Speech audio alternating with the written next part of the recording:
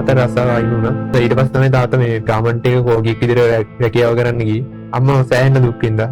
ඒක මම දැක්කා. මට ඒක දැකලාම තමයි මම ඉංජිනේරුවෙක් වෙන්න ඕනේ කියලා හිතේ තියන් හිටියේ. ස්ට්‍රෙස් එක ඇති වුණාම ගොඩක් වෙලාවට සින්දුවක් අහනවා. නැත්නම් ක්‍රිකට් මැච් එකක් බලනවා. බයිසිකල් පදිනවා. ටයිම් ටේබල් නෑ. ටයිම් ටේබල් එකට මාක්ගලින් මම කැමති නෑ. වැඩ කරු පැය ගාන ඉස්සරහින් මාක් එකක් දාගත්තා. මම නම් කැමතිම පැතුම් නිස්සංගට. පැතුම් නිස්සංග කියන්නේ දුප්පත් කොල්ලෙක්. එයාගේ අම්මා කල්තර බෝධිය ගාව මල් විකුණුවා. පොතේම හිටියා කියලා ඒලවල සමත් වෙන්නත් බෑ. අතාරින්න නෑ ඕනම දෙයක්. පටන් ගත්තොත් ආයෙ ඉවර කළාම තමයි නවත්තන්න ඕනේ. ගෙදර ගිහිල්ලා බලද්දි රිසල්ට් දාලා. ඇත්තට මට සීනි නැති වෙන්න ඕන වෙන්න තිබ්බේ.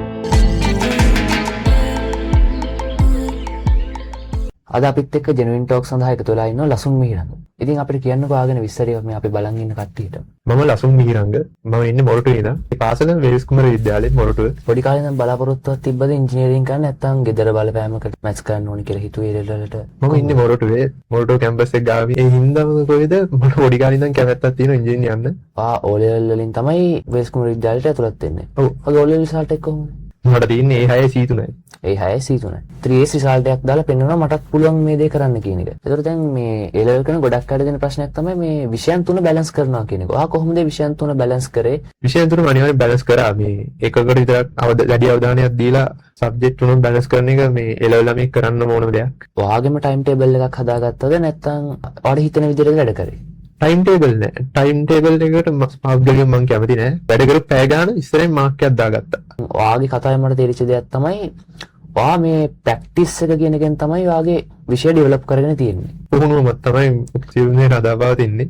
IQ level එක ලොකුවට A level වලට බලපාන්නේ. හැබැයි කැපවීමයි අතහරින්න නැතුව වැඩ කිරීමයි A level දිනන්න පුළුවන් ඕනම කෙනෙක්ට. පවුලෙන් ලොකු සහයෝගයක් ලැබුණාද මේ A level වලට? කොහොමද ඒ ලැබුණ සහයෝගය ගැන කියන්න පුළුවන්? ඔව් ඇත්තටම ලොකු සහයෝගයක් ලැබුණා. ඇත්තටම මම ගණන් හදන්න ගොඩක් කැමතියි. ගණන් හදද්දි මේ මට වෙලාවක් කලාවක් නැහැ. රෑ එළිය වෙනකන් උනත් ඉන්නවා. හැබැයි අම්මත් අපේ ඇහැරිලා ඉන්නවා. මං ගාන හදලා ඉවරනකම් නැගිටින්නේ නැහැ පුටුවෙන් ආයෙ. ඉතින් අපේ අම්මත් මාත් එක්කම හැරගෙන ඉන්නවා. මං නිදාගත්තන් පස්සේ නම් අම්මත් නිදාගන්නේ. ඔයාගේ කතාවේදී මට තේරිච්ච දෙයක් තමයි පවුලෙන් වාට ලොකු මේ උදව්වක් ලැබිලා තියෙනවා. විශේෂයෙන්ම අම්මගෙන් වා කිව්ව විදිහට. ඒගොල්ලන්ගේ ලැබිච්ච සපෝට් එක කොහොමද ආගේ A level ගමන තුල? අපේ තාත්තා මං පොඩි කාලේදී මේ හොඳ රැකියාවක් කරා. පස්සේ ආයතනයේ වැහුවේ ඉඳලා මේ තාත්තා රස්සාව අයින් වුණා. ඊට පස්සේ තමයි තාත්තා මේ ගාමන්ට් එක කෝකියෙක් විදිහට රැකියාව කරන්න ගියේ. ආදායම වියදමට වඩා අඩු වුණ හින්දා තමයි අපේ අම්මා රැකියාවක් කරන්න ගියේ. අම්මා සෑහෙන දුක් විඳා. ඒක මම දැක්කා. එයා හරි මමරෙන් ඒ රස්සාව කරන්නේ. අඳුම් 4-8 විතරයි ගෙදර ඉන්නේ. එයා ඉතින් සෑහෙන දුකක් විඳා. මට ඒක දැකලාම තමයි මං ඉංජිනේරුවෙක් වෙන්න ඕනේ කියලා හිතේ තියන් හිටියේ. අනිවාර්යෙන් මං ඉංජිනේරුවෙක් වෙනවා කියලා තමයි හිතාගෙන හිටියේ. අපේ අම්මගේ තීනයක් තිබ්බා මං ඉංජිනේරුවෙක් වෙනවා බලන්න. මං හිතනවා මං අම්මගේ ඉනේ හැබැයි කරා කියලා. බලන් ඉන්න නංගිලා මල්ලිලට කියන්න තියෙන්නේ විවිධ ආර්ථික මට්ටම් වල ළමයි ඉන්නවා. දැන් ලසුන් කියන්නේ ජීවිතේ කට්ටක් කාගෙන ඇවිල්ලා දෙමව්පියන්ගේ හීන වෙනුවෙන් වැඩ කරලා ඒගොල්ලන්ගේ හීන සැබෑ කරපු රියල් කොල්ලෙක් තමයි අතරම ලසුන් කියලා කියන්නේ. ඔයාට කොහොමද පුස්සලසව හම්බෙන්නේ? කවුරු හරි අයියා කෙනෙක් හරි කාගේ හරි දැනුවත් කිරීමක් යටතේද නැත්නම් සමාජ මාධ්‍ය ජාලාවලින්ද කොහොමද? පන්ති කියන මුලින්ම ගියේ මගේ යාළුවෙක්. ඒකින්ද තමයි පන්තියට ආවේ පළවෙනි පාට. සර් හැමදාම කියන එකක් තමයි ළඳදීන් සතුටු වෙන්න පරිම ලෙස වැඩ කරන්න. ඒක මාරම මොටිවේෂන් එක. මගේ ජීවිතේට මම කවදාවත් එහෙම සර් කෙනෙක්ගෙන් අහලා නැහැ. අතාරින්න එපා කියලා තමයි කියන්නේ. දෙයක් කාගෙන අල්ලගෙන යන්න ඕනේ. එතකොට දිනන්න පුළුවන්. විභාගයේ අන්තිම කාලේදී දැන් ඔයාට ලොකු ස්ට්‍රෙස් එකක් එහෙම දැනෙන්නේ නැතිනේ. ඒ ලෙවල් කරන ළමෙක් විතර මේ කාලේ බොහොම ස්ට්‍රෙස් එකක් දැනෙනවා අන්තිම කාලේ වෙද්දී. ඉතින් කොහොමද මේ ස්ට්‍රෙස් එක මේන්ටේන් කරේ? ස්ට්‍රෙස් නැති විභාගයක් ලංකාවේ නැහැ. O level ගත්තත් ශිෂ්‍යත්වයේ ගත්තත් ඒ වගේම තමයි A level. ඒ ස්ට්‍රෙස් එක දරා ගන්න එක තමයි A level වලින් කරන්නේ. පුස්සලෙස තමයි ඒකත් කියලා දුන්නේ. A level කියන්නේ ස්ට්‍රෙස්ම තමයි පුතා. ඒ ස්ට්‍රෙස් එක නැත්තම් ජීවිතේ කිසිම ජයග්‍රහණය කරන්න බෑ කියලා. ස්ට්‍රෙස් එක ඇති වුණාම ගොඩක් වෙලාවට සින්දුවක් අහනවා නැත්තම් ක්‍රිකට් මැච් එකක් බලනවා. බයිසිකල් පදිනවා. බාහිර ක්‍රියාකාරකම් ළමයි එක්ක සෙල්ලම් කරන ඒවා ක්‍රිකට් මැච් බලන ඒවා වගේ මේ හොබීස් ටිකක් වා තියාගෙන තියෙනවා ආටම කියලා. මම හෙවත් කැමතිම ක්‍රිකට් ක්‍රීඩකයා කවුද කියලා? කවුද?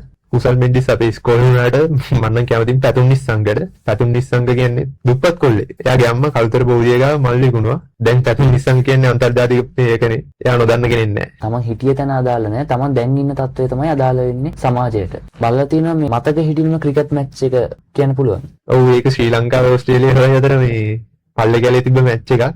අපිට බෝල 18කින් 58ක ටාගට් එකක් තිබ්බා. බැට් කරේ මේ දසුන් චානකයි චාමික් කරුණාරත්නයි. කවුරුත් හිතුවේ නෑ මේ මැච් එක දිනයි කියලා. හැබැයි දසුන් චානක ආච්චි වුණා හින්දා තමයි දිනන්න පුළුවන් වුණේ. ආයෙ පාර වල්සාවක් එල්ල කරා දසුන් චානක මට මතකයි. තාමත් එම් පොතේම හිටියා කියලා ඒ ලෙවල් සමත් වෙන්නත් බෑ. අනිවාර්යෙන් අංකයකට උරුම තියෙන්න ඕනේ. අංක 2 කැපවීම තියෙන්න ඕනේ. අතාරින්න නෑ ඕනම දෙයක්. පටන් ගත්තොත් ආයෙ ඉවර කළාම තමයි නවත්තන්න ඕනේ. අංක 3 ආත්ම විශ්වාසය. තමන් විශ්වාස කරන්න ඕනේ. අනිත් අයගේ රිසල්ට් මත යැපෙන්නේ නෑ. ඉංජිනේරින් යන්න සමන්ත වෙන්න ඕනේ කියලා තමයි මට පොඩි කාලේ ඉඳන් ආසාවක් තිබ්බේ. ඉතින් ලසුන් මට කියන්නකෝ ඔයාලට රිසල්ට් ආව දවස කාට දැනෙච්ච සතුට ඒටි අපිත් එක්ක පොඩ්ඩක් බෙදා ගන්නකෝ. ඇත්තටම රිසල්ට් එන දවසේ මං ගෙදර හිටියේ නෑ. ගෙදර ගිහලා බලද්දි රිසල්ට් දාලා ෆෝන් එක ගත්තා රිසල්ට් බැලුවා. බලන්න හේතුණයි. ඇත්තට මට සීනි ඇති වෙන්න ඔන්න වෙන්න තිබ්බේ. මං කෑ ගැව්වා. ඇත්තට නඩුවේ වෙලාවයි. ඊට පස්සේ එහෙමම ගත්තා අපේ අම්මට කෝල් එකක්. අම්මට කිව්වා මේ අම්මේ හේතුණයි කියලා. අපේ අම්මා ටික වෙලාවක් ඉඳලා තමයි කතා කරේ. ඇත්තටම හරිම සතුටුයි පුතේ කියලා කිව්වා. එහෙම තමයි ජීවිතේදී. හරි ලසුන්. දැන් ඔයා අපිත් එක්ක මෙච්චර වටින දෙයක් බෙදා හදාගත්තා. ඔයාට තියෙනවද මොකක් හරි පණිවිඩයක් අරන් ඉන්න නංගිලා මල්ලියට දෙන්න, ඒලෙවල් කරන අයට දෙන්න? ඒලෙවල් කියන්නේ ලංකාවේ තියෙන තරංකාරී විභාගේ. ඒලෙවල් කරනවා නම් ඒක හරියටම කරන්න. අතාරින්න එපා. අදිෂ්ඨානය තියෙන්න ඕනේ. මේ කැපවීම වැඩ කරන්න ඕනේ. ගොඩක් ලොකු හිණ තියාගෙන තමයි මේ ළමෙක් ඒලෙවල් වලට එවන්නේ. කවදාවත් ඒ කට්ටියට කඳුලක් වෙන වැඩක් කරන්න එපා. සතුටක් වෙන වැඩක් විතරක් කරන්න.